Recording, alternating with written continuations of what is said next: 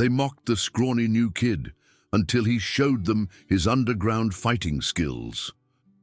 The fluorescent lights of Riverside High hummed overhead as Marcus Rivera shuffled through the crowded hallway, his worn backpack weighing heavy on his thin shoulders.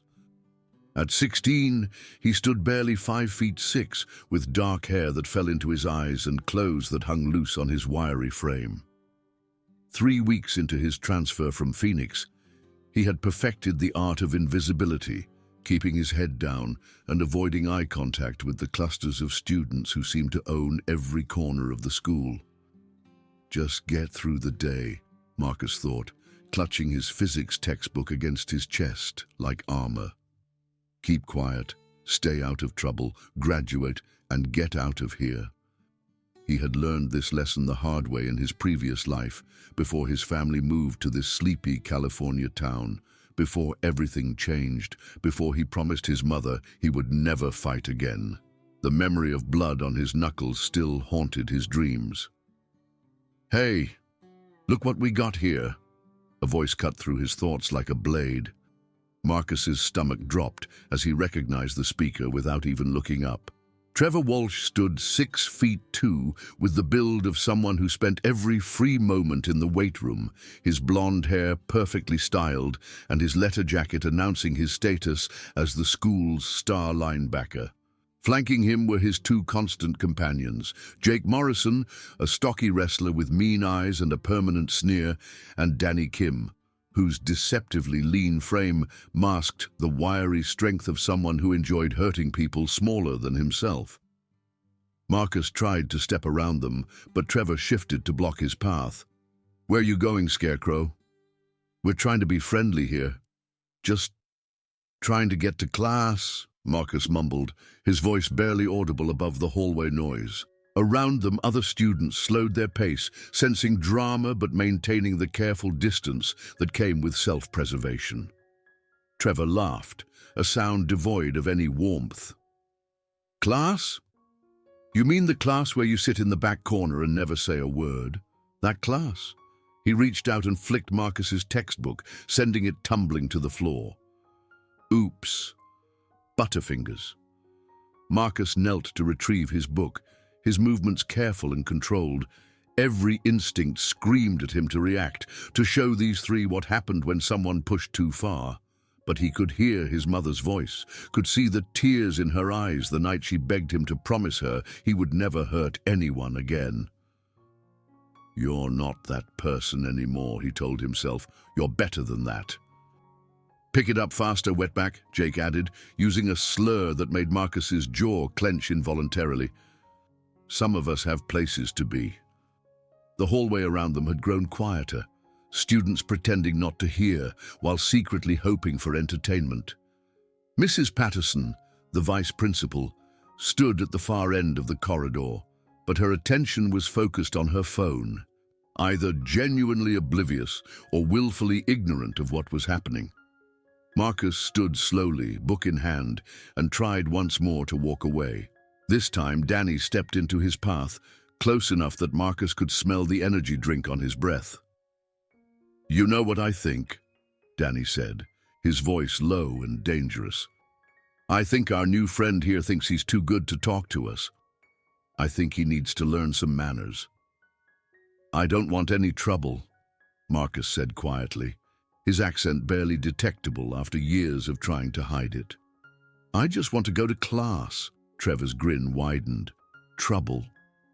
Who said anything about trouble? We're just being welcoming to the new student." He reached out and grabbed Marcus's backpack, yanking it hard enough to send Marcus stumbling backward. "Let's see what secrets our quiet little friend is hiding." Before Marcus could react, Trevor had unzipped the bag and dumped its contents across the floor. Textbooks, notebooks, and pencils scattered everywhere, along with something that made Trevor's eyes light up with malicious glee. A small, framed photograph of Marcus with his family, his parents and younger sister smiling at the camera in front of their old house. "Oh, how sweet," Trevor cooed, picking up the photo. "Is this your little family? They look poor." The words hit Marcus like a physical blow.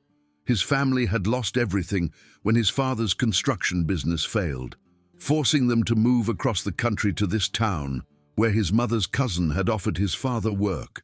The shame of their circumstances was a wound that hadn't healed, and Trevor's casual cruelty tore it wide open.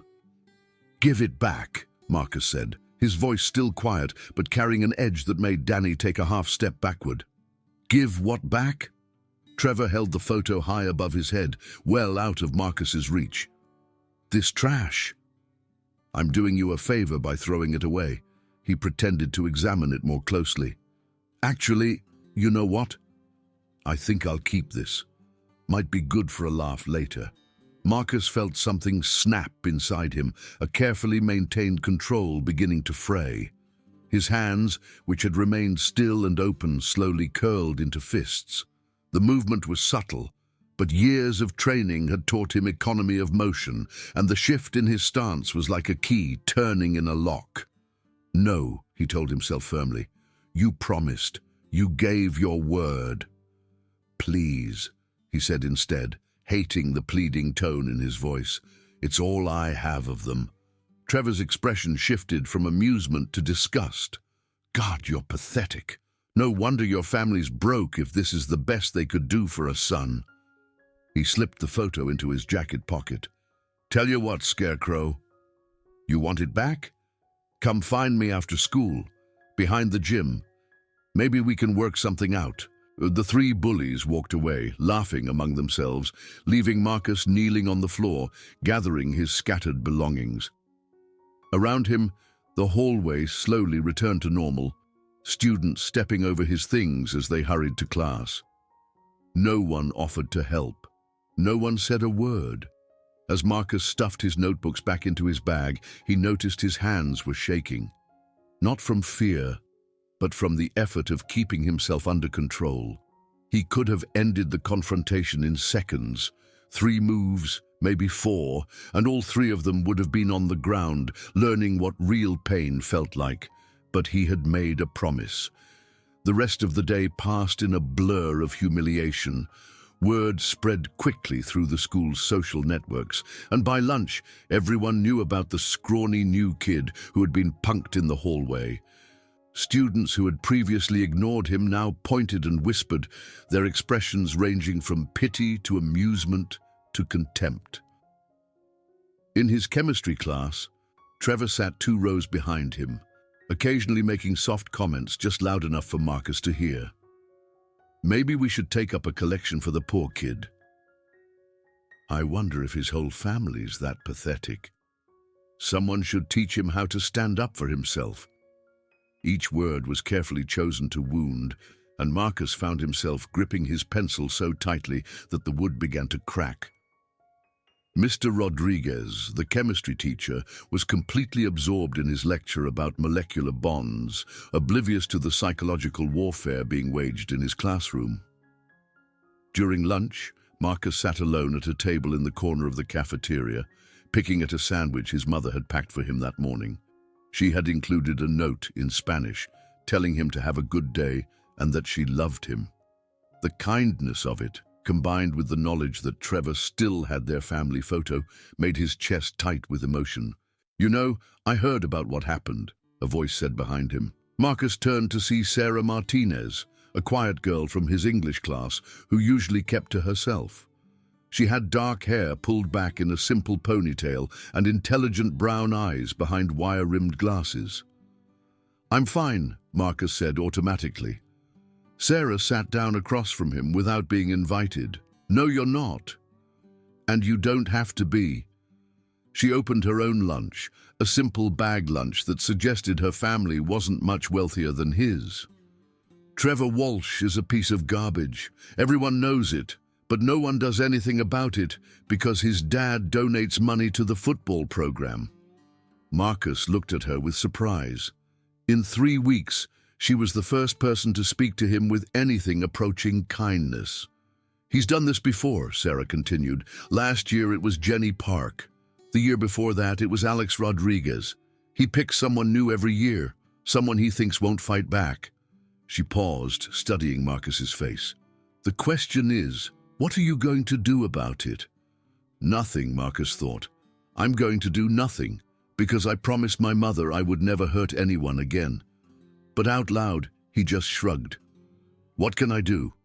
I'm not exactly intimidating. Sarah was quiet for a moment, then leaned forward slightly. You know, there's something different about you. The way you move, the way you hold yourself when you think no one's looking. You're not what you seem, are you? The observation was too perceptive, too close to the truth. Marcus felt his carefully constructed facade wavering under her scrutiny. I don't know what you mean. Sure you don't. Sarah stood up, gathering her lunch. Just remember, sometimes standing up for yourself isn't about becoming like them. Sometimes it's about showing them who you really are. She walked away, leaving Marcus alone with her words echoing in his mind. The afternoon brought fresh humiliations. In PE class, Coach Bradley divided the students into teams for basketball, and Trevor made sure Marcus was picked last, despite the coach's half-hearted attempts to maintain fairness. During the game, Trevor accidentally elbowed Marcus in the ribs hard enough to leave a bruise, then helped him up with mock concern. Sorry there, Scarecrow.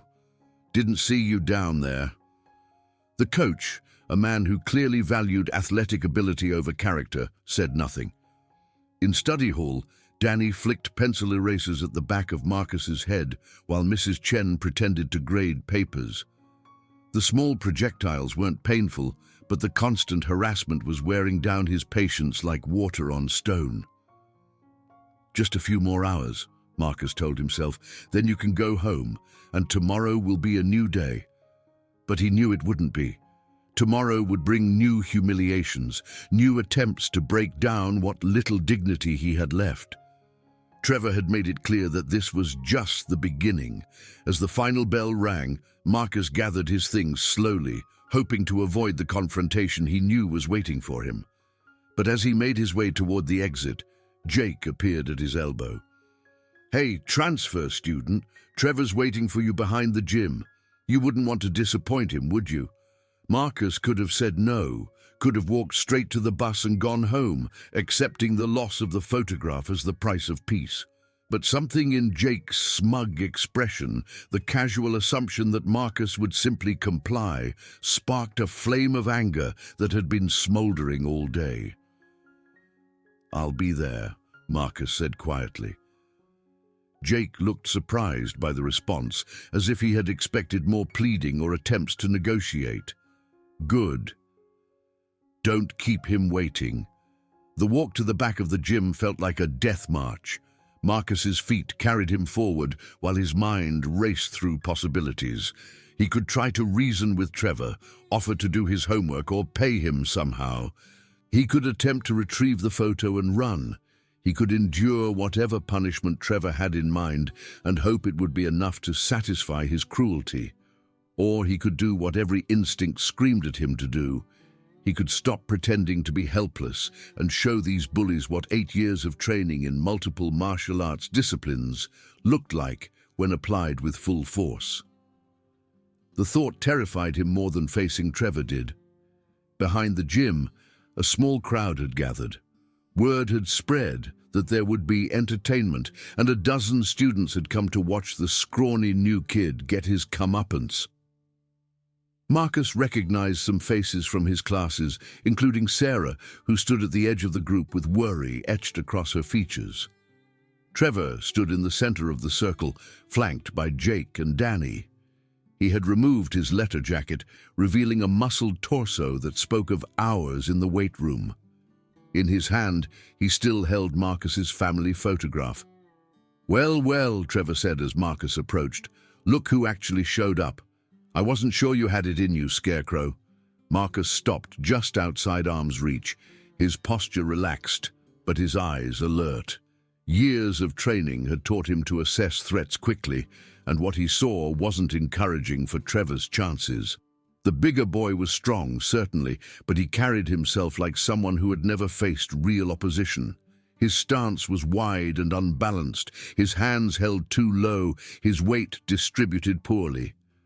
3 seconds, Marcus thought automatically. Maybe less. "I came for the photograph," Marcus said aloud. "Give it back, and we can both walk away." Trevor laughed, a sound echoed by several members of the crowd. "Walk away? Oh, that's rich. You think you get to make demands here?" He held up the photograph, making sure everyone could see it. "This piece of trash? This is what you came here for?" Before Marcus could respond, Trevor tore the photograph in half. The sound was small, barely audible over the murmur of the crowd, but to Marcus it was like thunder. The image of his family, the last tangible connection to happier times, lay in pieces in Trevor's hands. "Oops," Trevor said with exaggerated innocence. "Butterfingers again." Something shifted in Marcus's expression, a subtle change that Sarah noticed immediately. His shoulders straightened almost imperceptibly, his weight settled into a more balanced stance, and his hands, which had been hanging loose at his sides, moved to a position that looked casual, but was anything but. "You shouldn't have done that," Marcus said, his voice so quiet that several people in the crowd leaned forward to hear him. Trevor stepped closer, invading Marcus's personal space. "What was that, Scarecrow? You got something to say?" "I said," Marcus repeated, his voice still soft but carrying an edge like steel wrapped in silk. "You shouldn't have done that." Trevor reached out to shove Marcus backward, a move designed to humiliate rather than seriously harm. It was the kind of casual violence he had used dozens of times before to establish dominance over smaller, weaker targets. But Marcus wasn't there when Trevor's hands arrived. The movement was so fast, so fluid, that most of the crowd missed it entirely. One moment Trevor was reaching forward, and the next he was bent over, gasping for air, his hands clutched to his solar plexus, where Marcus's fist had landed with surgical precision. "What the hell?" Jake started forward, but Marcus was already moving. The years fell away in an instant. The promise to his mother, the careful facade of helplessness, the determination to remain peaceful, all of it crumbled in the face of a rage that had been building for weeks. Marcus's body moved with the fluid grace of someone who had spent countless hours perfecting the art of controlled violence, each movement flowing seamlessly into the next. Jake swung a wild haymaker that would have flattened a normal opponent. Marcus swayed backward just enough to let the fist pass in front of his face, then stepped in with an uppercut that caught Jake under the chin and lifted him onto his toes. Before Jake could fall, Marcus grabbed his shirt and used his momentum to throw him into Danny, who was trying to circle around for a flanking attack. The two bullies went down in a tangle of limbs, leaving Trevor alone and struggling to breathe. The crowd had gone silent, shock replacing the anticipation of easy entertainment. This wasn't what they had come to see. The scrawny transfer student, the quiet kid who never spoke up in class, was dismantling 3 of the school's most feared bullies with an efficiency that was almost casual. Trevor finally straightened up, his face red from oxygen deprivation and humiliation. "You're dead," he gasped. "You're fucking dead."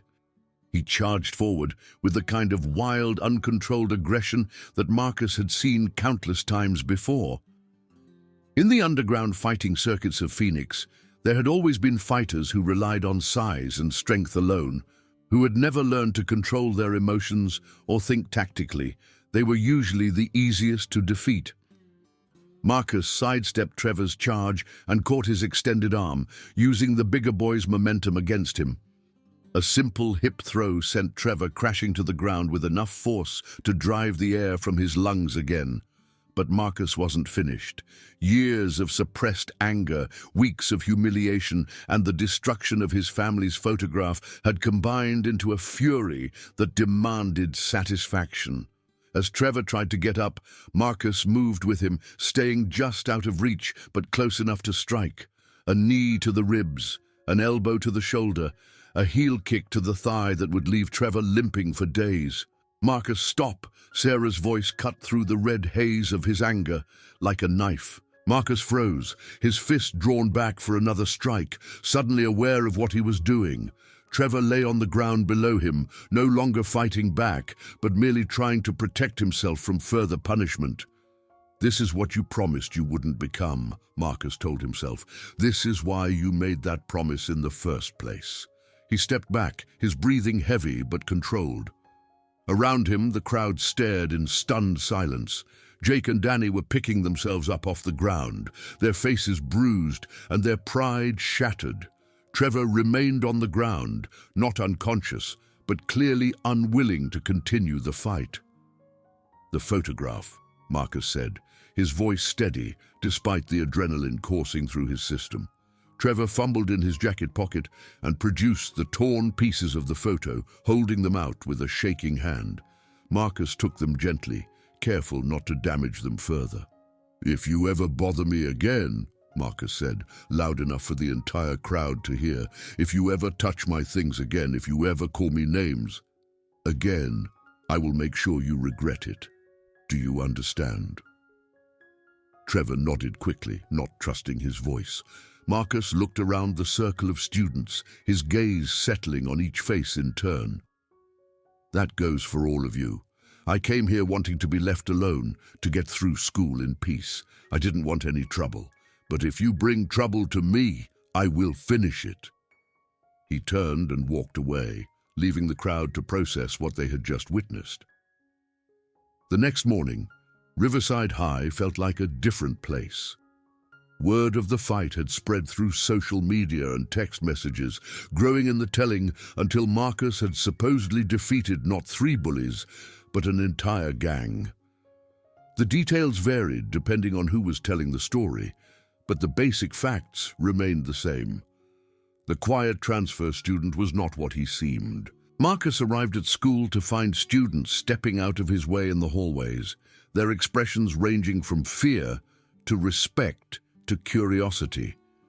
Trevor, Jake, and Danny were nowhere to be seen, though rumor had it they were all nursing injuries that would serve as reminders of their defeat for weeks to come. In first period English, Mrs. Harrison called on Marcus to answer a question about the reading assignment, and for the first time since arriving at the school, he spoke up clearly and confidently.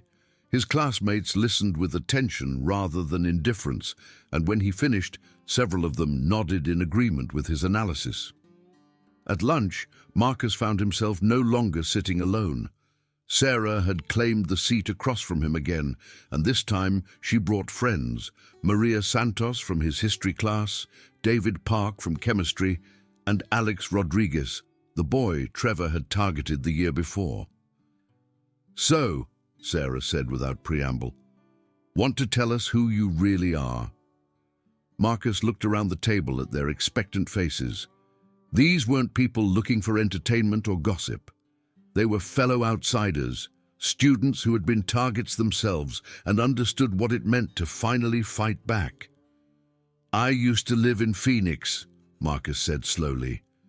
"My family, we had money. My father owned a construction company, and I went to a private school that had one of the best martial arts programs in the state." He paused, gathering his thoughts. "I started training when I was 8. Karate, then jiu-jitsu, then Muay Thai. By the time I was 14, I was competing in underground tournaments." Underground tournaments. David leaned forward with interest. Illegal fighting circuits. Big money, no rules, no safety equipment. I was good at it, really good. Marcus's voice grew quieter. Too good. I hurt someone badly enough that they ended up in the hospital. That's when my mother made me promise to never fight again, no matter what. The table was silent for a moment, processing this information. "But you broke that promise yesterday," Alex observed. "Yeah." Marcus met his eyes. "I did. And I'm not sure how I feel about that." Sarah reached across the table and touched his hand briefly. "You feel conflicted because you're a good person who was pushed too far. That doesn't make you like them." "Doesn't it?" Marcus asked. "I enjoyed it. For a few seconds there, I enjoyed hurting them." "So what?" Maria interjected.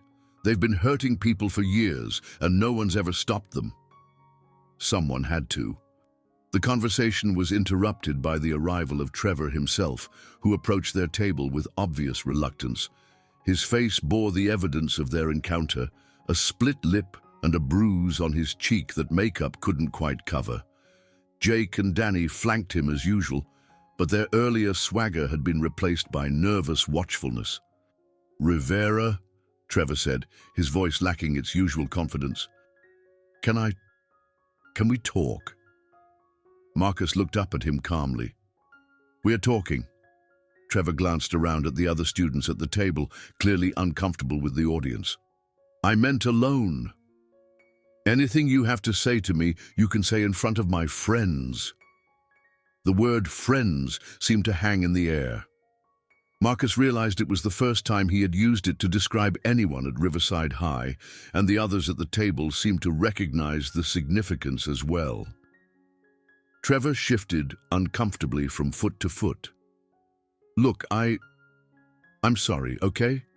About the photo, about the name-calling, all of it. I was out of line. It was clearly a rehearsed speech, probably coached by his parents or the principal.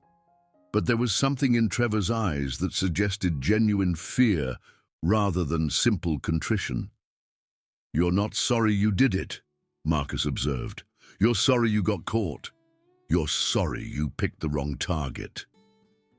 Trevor's jaw tightened, but he didn't contradict the assessment. "What do you want from me?"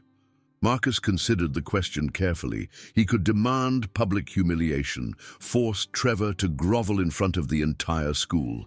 He could threaten further violence, use fear to control the bully's behavior. He could become everything he had sworn he wouldn't be. Instead, he stood up slowly, his movement causing all three boys to take an instinctive step backward. "I want you to leave me alone," Marcus said simply. "I want you to leave my friends alone. And I want you to think very carefully before you choose your next target, because someday you might pick someone who doesn't have my self-control." Trevor nodded quickly. Yes, absolutely. We're cool, right? No more problems?" Marcus studied him for a long moment, then nodded slightly. "No more problems." The three bullies retreated quickly, leaving Marcus standing beside the lunch table with the eyes of half the cafeteria on him. He sat back down slowly, aware that his life at Riverside High had just changed forever. "Well," Sarah said with a slight smile, "I guess that's settled." The weeks that followed brought changes Marcus hadn't expected. His reputation as someone not to be messed with spread throughout the school, but rather than isolating him further, it seemed to attract people who had been looking for someone willing to stand up to bullies. Students who had been targets themselves began gravitating toward him, creating an informal alliance of the formerly powerless. More importantly, teachers who had previously ignored harassment in their classrooms began paying closer attention when Marcus was involved. Mrs. Patterson, the vice principal, had apparently received a full report of the incident behind the gym and had made it clear to the football team that any retaliation would result in suspensions that could affect their playoff chances. Marcus found himself settling into a role he hadn't expected, the reluctant protector. When freshman David Kim was cornered by a group of seniors demanding his lunch money, it was Marcus who appeared at his side, saying nothing but making his presence felt until the older students decided they had somewhere else to be. When Maria Santos was being sexually harassed by boys in her chemistry class, Marcus's suggestion that he might need to have a conversation with them ended the problem immediately. He never had to fight again. The reputation from that single encounter behind the gym was enough to make potential troublemakers think twice about their behavior. Marcus found that he preferred this approach. The threat of violence was often more effective than violence itself, and it allowed him to keep the promise to his mother that had been so important to her. 1 month after the fight, Marcus sat in the same spot in the cafeteria where he had once eaten alone, now surrounded by a diverse group of students who had become genuine friends rather than simply allies of convenience. Sarah was helping Alex with his calculus homework, while Maria and David argued about whether the school's pizza actually qualified as food.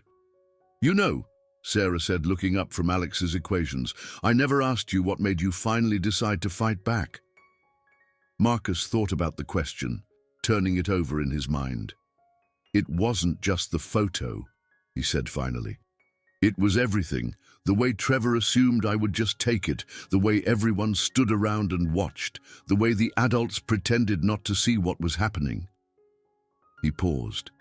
"But mostly, it was realizing that keeping my promise to stay peaceful didn't mean I had to let people walk all over me." "And now?" Alex asked. "Now I know there's a difference between being a victim and being a target. I was a victim because I chose to be. But I don't have to make that choice anymore." As if summoned by their conversation, Trevor appeared at the edge of their seating area. He looked different, smaller somehow, despite his physical size. The swagger that had once made him seem larger than life had been replaced by a careful uncertainty. "Rivera," he said, his voice respectful in a way it had never been before. "I wanted to thank you." The statement was so unexpected that conversation at the table stopped entirely. "Thank me?" Marcus asked. Trevor shifted uncomfortably, clearly struggling with what he wanted to say. "My dad, he heard about what happened, about the fight and everything." He paused. "He wasn't happy about me picking on smaller kids. Said it made me weak, not strong. Said real strength was about protecting people, not hurting them." Marcus waited for him to continue. "Anyway, he's making me see a counselor. About anger management and stuff." Trevor's face reddened slightly. "I guess what I'm saying is, maybe I needed someone to kick my ass to figure out I was heading down the wrong path." It was the closest thing to genuine introspection Marcus had heard from Trevor since arriving at the school. "What you do with that realization is up to you," Marcus said, "but it's a start." Trevor nodded and started to walk away, then turned back. "For what it's worth, I found the pieces of that photo, had them restored and reprinted." He pulled an envelope from his backpack and set it on the table. "I figured I owed you that much." After he left, Marcus opened the envelope to find his family photograph, professionally restored and printed on high-quality paper. The tear lines were gone, the colors were vibrant, and his family's smiles seemed brighter than he remembered. "That," Sarah said softly, "is what redemption looks like." As Marcus looked around the table at his friends, then at the bustling cafeteria where he no longer felt like an outsider, he realized that the fight behind the gym had been about more than defending himself. It had been about reclaiming his identity, about finding the balance between the promise he had made to his mother and the person he needed to be to survive in the world.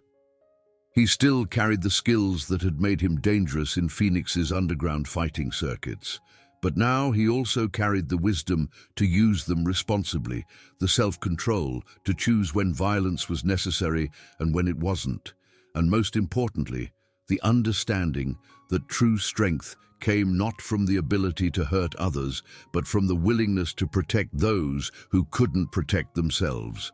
The bell rang, signaling the end of lunch, and Marcus gathered his things with the easy confidence of someone who no longer needed to hide who he was.